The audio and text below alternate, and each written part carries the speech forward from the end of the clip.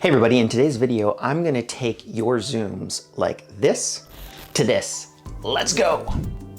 Hi everybody, Liam Martin here. I am a human being that is currently talking to you through the internet, and I use a lot of Zoom rooms, unfortunately, or maybe fortunately. Everyone's gotta use it if they're working from home to some degree. And in this video, we're gonna be talking about 9 things. I had to put all my fingers up and just this one down, that you can do right now to not look like a potato on Zoom. Number 1, this is one that probably not a lot of people really know about. And again, I'm gonna have my computer here, so if I'm looking back and forth, I apologize.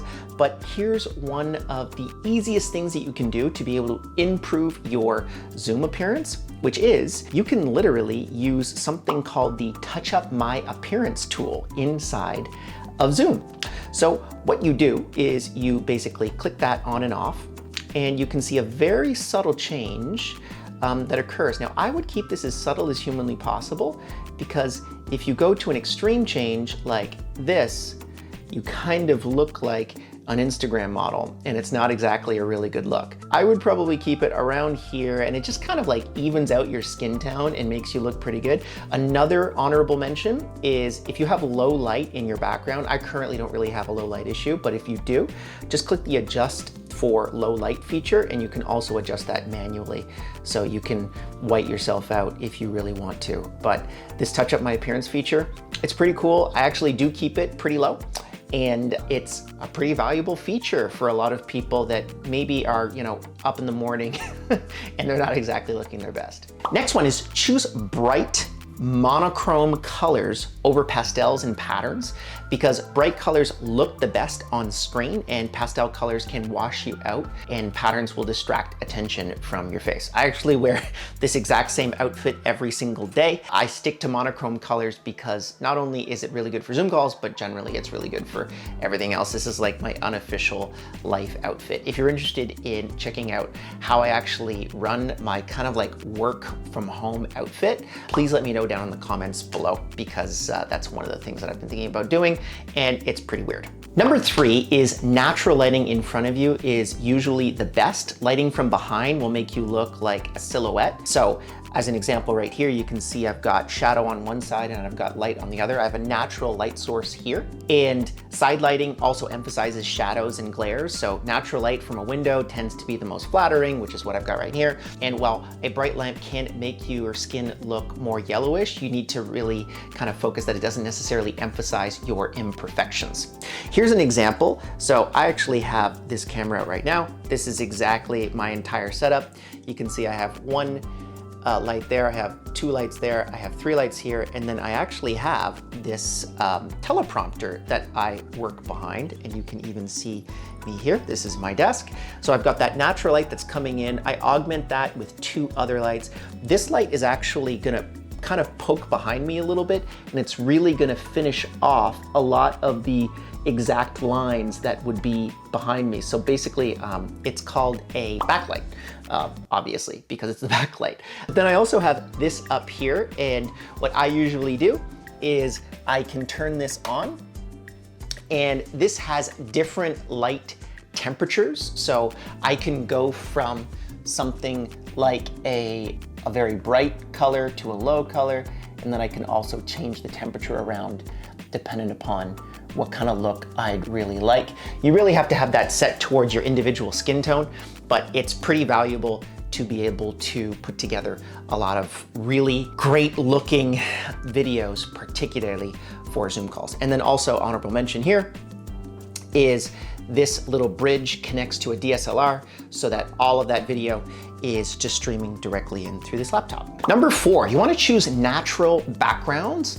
While virtual backgrounds have been a trend for some time, giving a personal touch by showing your real environment is the best option. Make sure your background is clean and neutral so all of the focus remains on you, and simply props like plants or small pieces of art can also work well. I personally have a 50mm lens that I have with me, so if you'll notice, that's my shower, and this is actually my daughter's nursery, which is right next to me, and that's a nursing chair right there. But when you actually have me with a 50mm lens, it all kind of disappears and it looks like kind of a cool cinematic background. I highly suggest if you've got the money, spend it on a really good lens, not necessarily a good camera, because it's the lens that really makes the difference. The camera doesn't really make that much of a difference. But, you know, putting a couple lights in the background, I've seen people that have like their company logo and it's lit up in neon in the background. I think that's pretty cool. Again, these are all different ideas that you can use to be able to really ratchet up your zoom look game. Number 5, you want to raise your camera at eye level, just like I am doing right here. That's my eye level and that's me.